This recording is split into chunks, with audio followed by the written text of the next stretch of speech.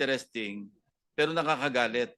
Opo. Mas nakakagalit pag nagsisinungaling ka ng harap-harapan. Your Honor, sinasabi ko po lahat ng nalalaman ko. You know, wag mo kami lulukoyin kasi Hindi po.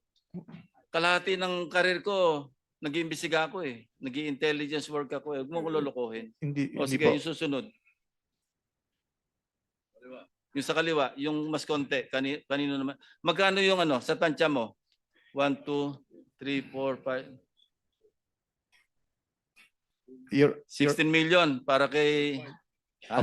Yeah, Your Honor, ang specific po na makakasagot ng mga... Hindi na, sinagot mo na kanina eh. Opo. Alam mo na eh. I mean, yung... 16.5 million para doon sa sinabi mong pangalan.